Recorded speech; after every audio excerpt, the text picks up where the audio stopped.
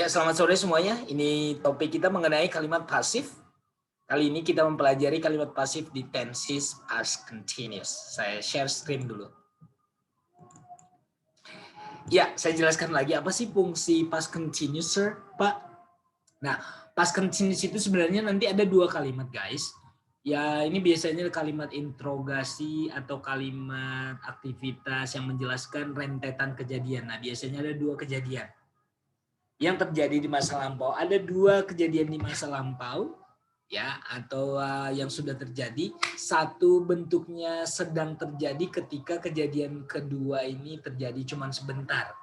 Jadi ada dua kejadian, satu sedang terjadi dan satunya mengganggu kejadian yang sedang terjadi. Atau kadang-kadang ada satu yang sedang terjadi, satu juga sedang terjadi. Nah, jadi kita melihat past continuous itu nanti dengan kata when atau while. Ya, ada kata when atau while nanti. Ya, oke. Untuk mengetahui lebih lanjut penjelasan saya mengenai past continuous, coba dilihat di playlist saya di tenses mengenai penjelasan saya secara singkat, padat, dan jelas mengenai kegunaan past continuous dan contohnya. Nah, sekarang kita lebih spesifik menjelaskan bentuk kalimat aktif dan pasif untuk past continuous. Oke, apa sih kalimat aktif? Saya ulangi lagi ya. Kalimat aktif adalah sebuah kalimat yang mana subjek melakukan sesuatu, melakukan itu adalah predikatnya, dan apa yang dilakukan itu terjadi kepada objek. Atau menjadi objek menjadi menderita akibat perbuatan kita. Contohnya, saya mencubit kamu. Kamu menjadi penderita dari aktivitas cubitan saya. Nah, jadi nanti di aktif, di pasif berarti yang dicubit siapa kamu? Berarti kamu dicubit olehku. Nah, lihat. Untuk kalimat, melihat bahwasannya kalimat itu bisa tidak, bisa atau enggak dimasukkan kalimat pasif. Satu, hanya kata kerjalah atau kalimat yang menggunakan kata kerjalah bisa dibuatkan menjadi kalimat pasif. Ya, karena memang kegiatan tersebut ada yang aktif, ada yang pasif. Nah, bukan hanya kata kerjanya, tapi kata kerja yang ada objeknya. Nah, kita lihat di sini. Ada dua kalimat saya di sini ya. Intan sedang menari di depan cermin ketika memanggil namanya. Ketika ibunya memanggil namanya, nama Intannya ya. Oke. Saya jelaskan lagi, ada dua kejadian yang terjadi di masa lampau. Saya buatkan di sini tadi pagi ya, biar jelas waktunya. Ada dua kejadian. Intan sedang menari ketika ibunya tiba-tiba manggil namanya. Ada kejadian yang sedang terjadi ketika ibunya tiba-tiba mengganggu aktivitas menarinya.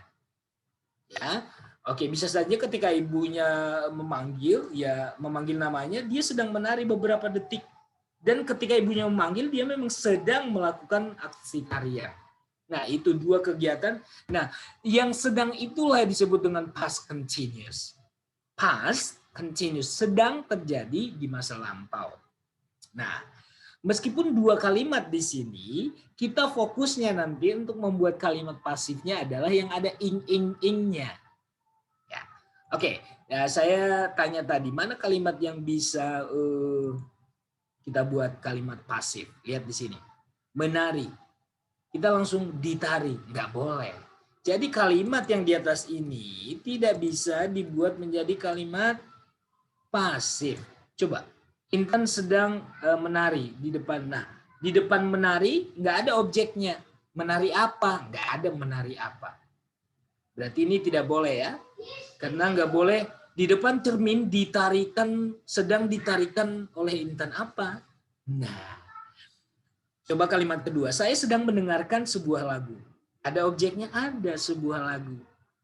Dan mendengarkan coba kita buat didengarkan. Bisa. Ya.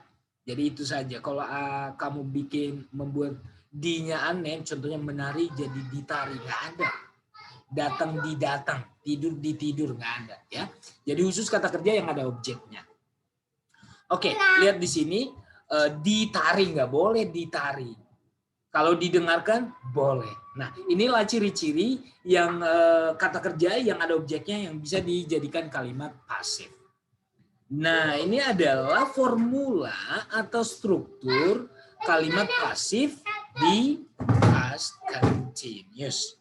Lihat ini, ada was dan were untuk to be-nya, to be untuk kalimat past, dan diikuti oleh ing, sedang me. Nah, bagaimana dengan kalimat pasifnya? Lihat, was were-nya, to be-nya tetap ada untuk past-nya, continuous-nya being-nya. Ya. Oke, jadi setelah being diikuti oleh bentuk ketiga kata kerjanya. Lihat, kata kerjanya harus bentuk ketiga karena semua kalimat pasif menggunakan kata kerja bentuk ketiga. Oke, lihat di sini. Yang ini nanti aja kita bahas, kita membahas kalimat pernyataannya atau kalimat positifnya. Ya, kalau ini sudah kalian pahami, nanti yang ini juga yang kalimat negatifnya udah gampang banget. Oke, saya membuat langsung contoh kalimat di sini. Lihat. Someone knocked the door while I was watching a movie. Lihat di sini, mana kalimat yang ing-nya? Meskipun ada dua kejadian, someone knocked the door, I was watching movie. Iya, gampang banget. Ketika nanti kamu melihat ada while, di depan kalimat, di depan kata while itulah kalimat continuous-nya. Tapi nanti kalau ada kata when, ya, when di depan kata when itu simple past, ya. Biar lebih gampang, ini bisa nggak kita pakai when sir? Boleh, ya. Saya buatkan di new, ya. Ya, ini saja kita buatkan new slide. Lihat, boleh nggak Pak kita pakai ini yang ini menjadi when? Boleh. Saya buatkan contohnya ya biar kamu nggak bingung penggunaan when dan while.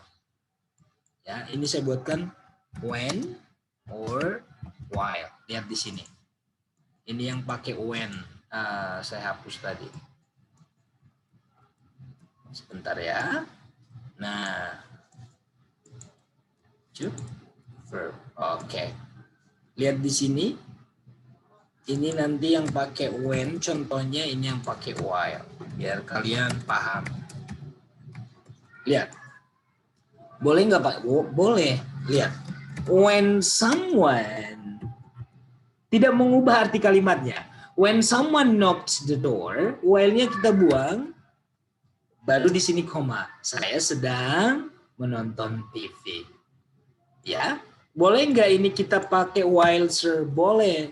Yang penting intinya kamu setelah while pasti continuous. When-nya kamu buang. Someone knocked the door while. Tetap kan sebilang. Jadi rumusnya ketika kamu lihat while di depannya diikuti oleh yang bentuk ing-nya. Sedangkan kalau when diikuti oleh yang simple past-nya. Lihat, someone knocked the door. Ya. Jadi nanti kamu kalau mau melihat, jadi yang bentuk ing-nya itulah yang nanti bisa dijadikan bentuk apa? Pasif. Ya, boleh ya. Jadi when dan while itu tidak mengubah maknanya, cuman harus kamu tahu di mana kamu tempatkan when dan while. Sudah ya? Oke, kita kembali ke sini. Iya. Someone knocked the door while I was watching a movie. Lihat di sini, I was watching. Ini langsung kamu jangan perhatikan dulu ya. Ini saja kamu fokus. I was watching a movie. Saya sedang menonton sebuah film. Sedang menonton berarti sedang ditonton nanti kalimat pasif. Berarti apa yang sedang ditonton? Movie-nya berarti movie-nya lah nanti yang di depan. A movie baru nanti a movie to be-nya was atau were? Was. Kenapa was? Karena a movie itu kan satu. It. Ya, berarti was. Jangan lupa menambahkan being dan kata kerja watch. Kata kerja watch ini harus menjadi bentuk ketiga di sini. Ya. Sedangkan ini tinggal copy paste aja guys sampai sini, sampai while. Nah, ini yang nanti berubah. Paham? Ya, coba lihat bentuk kedua, contoh kedua. She was cleaning the kitchen floor while, ya ini bagian dari objeknya ya. She was cleaning the kitchen floor while the children were playing in the living room. Lihat, meskipun duanya ing, tapi lihat mana sih yang cocok dibuatkan pasif. Lihat ini, dia sedang membersihkan lantai dapur itu ketika atau saat sedang anak-anak tersebut bermain di ruangan tamu, di ruangan keluarga. Lihat di sini, kata kerja playing ada nggak objeknya? Nggak ada. Ya, sedang bermain, sedang dimainkan apa? Nggak ada objeknya play. Meskipun kadang-kadang play itu ada objeknya, cuman di kalimat ini kan nggak ada objeknya, langsung dia keterangan tempat. Ya, berarti ini tidak bisa dibuat kalimat pasif. Sedangkan kalimat pertama ini, dia sedang membersihkan lantai dapur. Nah, ada membersihkan, objeknya mana? Lantai dapur. Berarti nanti sedang dibersihkan apa? Lantai dapur. Berarti lantai dapur yang ada menjadi subjek. The kitchen floor. Nah, to be-nya was atau were? Was, karena lantai itu tidak bisa dihitung. Ya, was, dan ingat tambahkan being yang menyatakan dia continuous. Ini yang menyatakan dia past, ini yang menyatakan dia continuous, ini yang menyatakan dia kalimat passive. Jadi kalian harus paham ya. Jadi lantai dapur itu sedang dibersihkan olehnya. Ingat, by her. Kenapa by her? Karena di sini she. Ingat perubahan she menjadi her, he menjadi him, I menjadi me. Ingat. Jadi kalian harus memahami dulu bentuk while dan when. Dan kalau ada bentuk ing, dua kalimat bentuk ing, contohnya ini, she was cleaning and the children were playing. Tapi lihat mana yang ada objeknya. Itu yang akan kita jadikan kalimat pasif. Karena saya ingatkan, kalimat pasif hanya untuk kata kerja yang ada objek.